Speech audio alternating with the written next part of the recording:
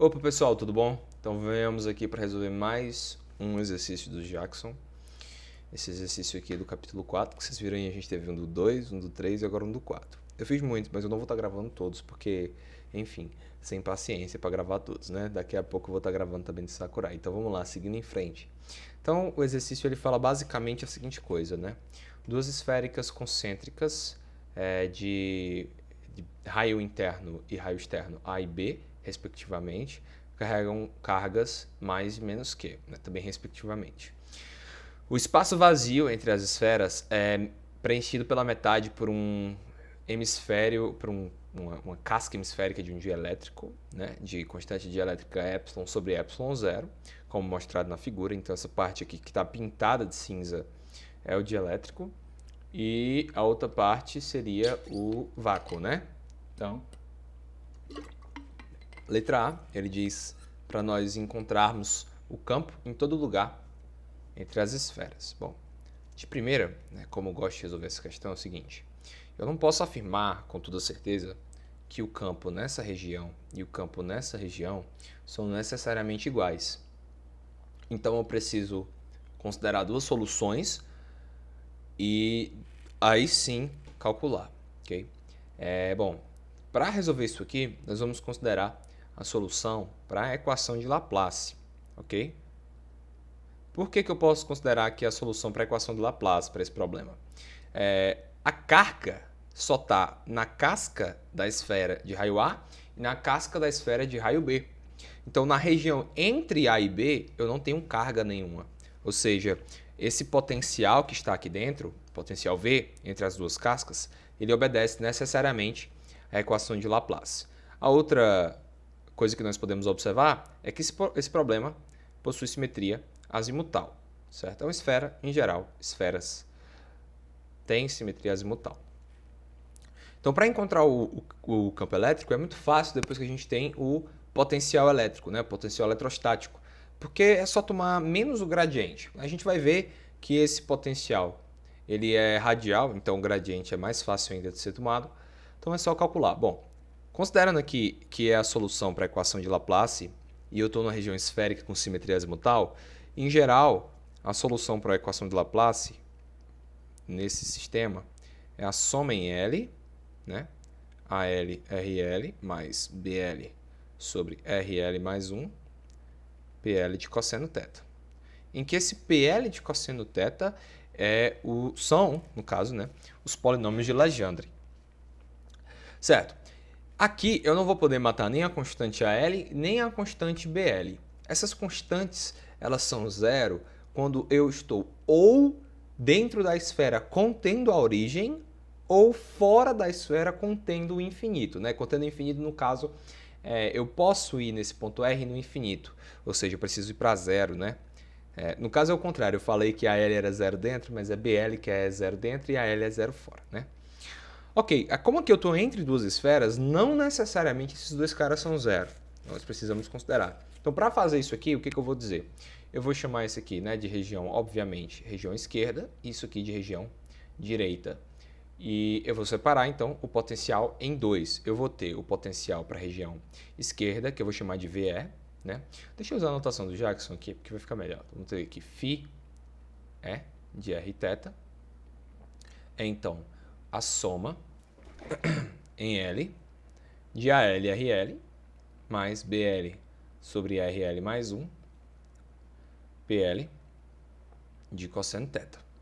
E temos o φ à direita, que eu não posso dizer que são as mesmas constantes, né? Senão eles seriam iguais. Então eu vou ter CL RL mais DL sobre RL mais 1 PL de cosseno θ.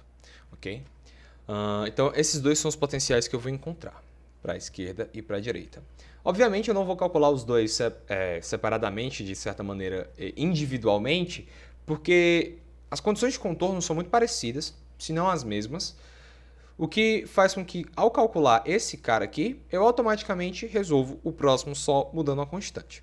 Então, vamos analisar quais são as primeiras condições de contorno que nós temos que levar em conta. Bom, como esse problema não fala em momento algum que essas duas esferas estão aterradas, significa que o potencial delas não é zero. Mas nós sabemos que essas duas esferas são condutoras, tá aqui, ó, conducting spheres. O que significa que o potencial delas é constante. Ou seja, eu posso afirmar com toda certeza que V de A e θ é VA, VA é uma constante, e V de B e θ é VB. No meu caso aqui é o φ, né? Mas tudo bem. Ou seja, eu posso tomar aqui para o meu lado esquerdo, usando somente o lado esquerdo,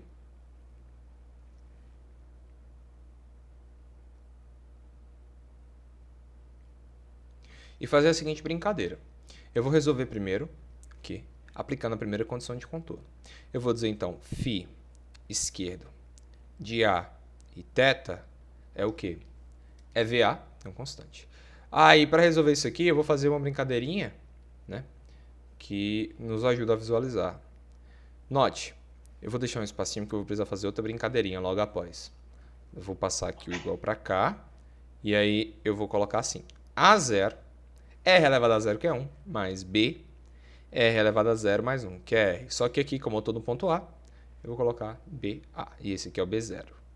Mais a soma em L diferente de 0 a infinito, certo? E a mesma coisa, né? AL mais BL sobre AL mais 1 PL de cosseno θ. E aí a coisa que eu quero que seja bem visível aqui é que esse VA está multiplicando 1. E eu posso então dizer que na verdade ele está multiplicando um P0 de cosseno θ. Por que eu faço isso? Porque me ajuda a visualizar que quem vai ter valor vai ser só esse cara. Por quê? Esse cara aqui, ó. Por quê? Porque os polinômios de Legendre são ortonormais. Então eles precisam se cancelar mutuamente. O que significa então que eu posso afirmar a seguinte brincadeira. A0 mais B0 sobre A é igual a VA. Eu não vou resolver isso aqui, tá? Eu não vou resolver porque isso aqui é só para a gente chegar em algum canto que eu quero chegar. Então, e a outra coisa que a gente tira disso é que, como eu não tenho nenhum mais, né, nenhum L maior do que 1, maior ou igual a 1, para esse caso, significa que a L, a Azinho L mais BL, Azinho L mais 1, é igual a 0. Então, eu posso com certeza afirmar que meu, deixa eu colocar assim, meu BL é menos AL elevado a 2L mais 1. Então, eu basicamente passei o AL para o outro lado e passei o Azinho L mais 1 multiplicando. E aí agora eu volto para o meu potencial, certo? Ele fica dessa forma. O φ esquerdo de R e θ é, então, a soma em L igual a 0, perdão, deixa eu botar separado, né? Vamos botar separado, porque a gente está resolvendo para duas coisas separadas. A0 mais B0 sobre R, agora eu vou colocar assim, mais a soma em L maior do que 0 a infinito, né? Ou seja, L igual a 1, eu vou botar logo L igual a 1, que torna mais visível. E aí eu já substituo, né? Vai ficar L, R elevado a L menos A2L mais 1 sobre R elevado a L mais 1. Isso aqui multiplicado pelos polinômios de Legendre. Ok? Bom, temos aqui a seguinte brincadeira. Agora eu vou aplicar a próxima condição de contorno, que é em B. Φ, acho que todo mundo está visualizando o que vai acontecer agora. Φ é de B e θ, então vai ser igual a VB, certo? Também multiplicado por um polinômio 0 de Legendre, que é igual, né? Eu posso colocar isso, já que é só o VB, ele está multiplicando por 1. Então eu posso fazer essa brincadeira. Vai ser igual a A0 mais B0 sobre B, mais a soma. E aí eu vou ter um termo aqui multiplicado pelos polinômios. E esse L é igual a 1 a infinito. Tá? Esse termo aqui, ele não vai importar. Por quê? Porque é um termo multiplicado pelo AL, certo? E notem, aqui desse lado eu só tenho um polinômio 0. O que significa que A0 mais B0 sobre B é igual a VB e que AL é igual a 0, né? Para L mais 1, maior que 1. Ou seja, o que nós tiramos disso? Que o meu potencial do lado esquerdo, portanto, é simplesmente A0 mais B0 sobre R.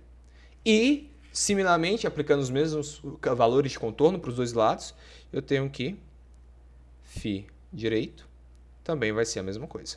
No caso não é A0, né? Deixa eu consertar, é C0 mais D0 sobre R. Né? E, claro, eles obedecendo isso, mas eu não resolvo para V, A e VB, porque não são coisas que o problema dá.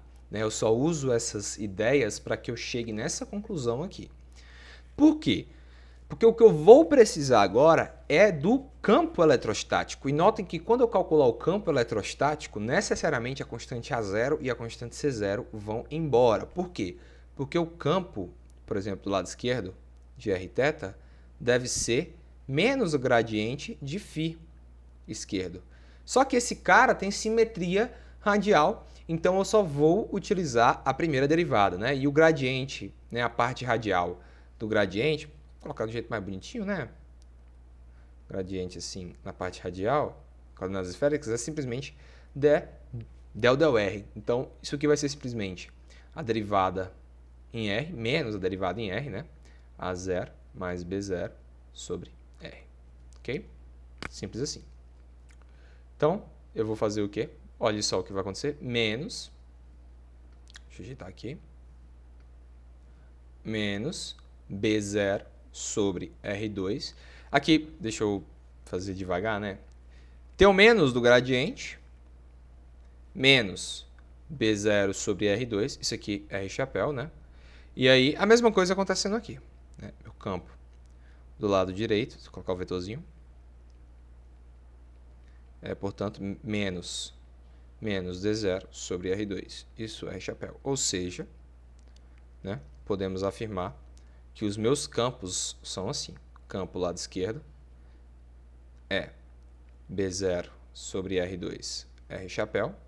Meu campo no lado direito é D0 sobre R2, R chapéu. São meus dois campos. E agora, né, o que a gente faz para obter essas duas constantes? Então, vamos utilizar uma condição de contorno da eletrostática em meios dielétricos. Né? Quando a gente tem um cara assim, por exemplo, aqui uma interface, certo? Entre o meio 1 e o meio 2. De modo geral, isso é uma condição de contorno conhecida, a componente tangencial do campo sobre essa superfície ela é contínua. A componente normal não é, ela modifica, tá? Ela tem uma descontinuidade. A componente tangencial é contínua. E olha o que acontece aqui. O que eu tenho basicamente é a seguinte ideia. Eu tenho uma esferazinha aqui, outra esfera dentro, e eu tenho esse meio aqui, ó, essa parte que divide os meios. Note que a componente tangencial que divide esses meios é exatamente, tem um vetor R chapéu. Então, o que acontece aqui? O que eu posso fazer? Opa, sem querer risquei aqui. O que eu posso fazer? Olha só, isso quer dizer então que meu E esquerdo paralelo, né, a mesma ideia, né? Ou seja, vetor R chapéu, melhor, interno R chapéu, é igual ao meu E direito R chapéu. O que significa que B0 sobre R2 é igual a D0 sobre R2. Isto é, B0 igual a D0. O que me diz que os campos são sim iguais, apesar da minha suspeita no início de que eles não fossem. Né? Então aqui matematicamente fica mostrado que eles são iguais. Resolvendo a equação de Laplace a gente encontra isso. Então o campo de forma geral, né? Eu vou botar separado ainda porque eu vou precisar fazer uma brincadeirinha. B0 sobre R2 R chapéu e o campo no lado direito é D0 sobre R2 R chapéu. Tá ok? Opa, D0 não, né? A gente acabou de resolver e achou que isso aqui era B0. Então, D0 igual a B0. Eu vou separar assim. Eles são necessariamente iguais. Os campos. Então, dito isso, o que eu vou fazer é calcular o quê? O vetor deslocamento elétrico, tá? Para esses dois caras. E eu posso fazer esse vetor deslocamento elétrico logo de cara. Bom, meu lado esquerdo é o vácuo, certo? E meu lado direito é um dielétrico com permissividade epsilon. Então, eu posso fazer o quê? Meu deslocamento elétrico no lado esquerdo é o quê? É epsilon 0, B0, R2, R chapéu, de forma geral. E meu deslocamento no lado direito é epsilon, B0, sobre R2, R chapéu. Por que eu faço isso? Porque com isso aqui eu tenho completo poder de calcular a minha última constante, né? Que é o B0. Por quê? A gente sabe que a lei de Gauss para os meios dielétricos seria assim, a integral sobre uma superfície S de D vetor dA é exatamente a carga encerrada nesse cara, né? Então, veja só, eu tenho uma carga. Se eu fizer a seguinte brincadeira aqui, ó, vou apagar aqui esquerda e direita agora. Se eu desenhar, vou botar aqui se eu desenhar aqui não ficou muito legal? Vou ver se eu consigo desenhar melhor aqui. Agora foi. Então, se eu desenhar essa superfície gaussiana de raio R, né? Se eu desenhar ela aqui de raio R, estando entre as duas esferas, perceba que ela engloba uma carga mais Q. Então, eu posso fazer esse cálculo do B0 a partir disso. Como? Usando a lei de Gauss. A gente sabe que, então, vão ser duas integrais separadas, uma integral para o lado esquerdo e uma integral para o lado direito. Perceba que a integral aqui para o lado direito, né? Se você imaginar aqui como eixo x, por exemplo, veja esse B aqui como se fosse o eixo x saindo da página. O lado direito vai ter a integral no eixo azimutal de 0 a π. E o lado esquerdo de π a 2π. Então, eu vou fazer a seguinte brincadeira. Aqui eu vou ter lado esquerdo, né? A integral de 0 a π, e aí também a outra integral de 0 a π, né? Que é o nosso querido eixo z. E esse aqui vai ser, então, olha só, é o lado direito, hein? Então, epsilon b0, ok? Sobre A2. Por quê? Porque, apesar de eu estar tomando uma distância R, a carga englobada está sobre A2, ok? Multiplicado por A2, certo? Seno θ, dθ, dφ. E a mesma coisa agora para o lado esquerdo. Mais ε0 b0 sobre A2, integral de 0 a, agora π, né, que é o em θ, de π a 2π. Aí eu vou ter aqui agora, só para deixar bonitinho, dφ seno θ dθ. Isso aqui é igual a mais Q, né, a carga mais Q que está englobada aqui nessa superfície. Então, eu vou fazer a brincadeirinha aqui bonitinha. E eu vou dizer então que, olha só. Por que eu tomo um A2 aqui? Né? Porque a carga está só em A2, então eu faço isso. Né? Se a carga tivesse bem linearmente distribuída aqui entre esses dois caras, eu não podia fazer isso dessa forma. Ok? Então, vamos lá. Tomando aqui, né, esse A2. Cancela com esse A2. Esse A2. Cancela com esse A2. E a gente sabe, então, que essa integral aqui... Bom, ela, quando eu estou no eixo total azimutal, dá 2π, 4π. Então, agora dá 2π, porque eu estou tomando só metade. E esse cara aqui também dá 2π. Então, eu vou ter o seguinte. B0, epsilon mais epsilon0 vezes 2π é igual a Q.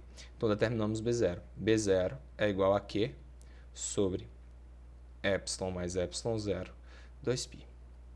Então, a partir disso aqui, a gente resolveu e calculou univocamente o campo entre as duas. Como elas são iguais, agora eu vou escrever como um só. Vai ser Q sobre epsilon mais epsilon0, 2π, multiplicado por R2. Isso aqui, R chapéu. Então tá aí o campo calculado.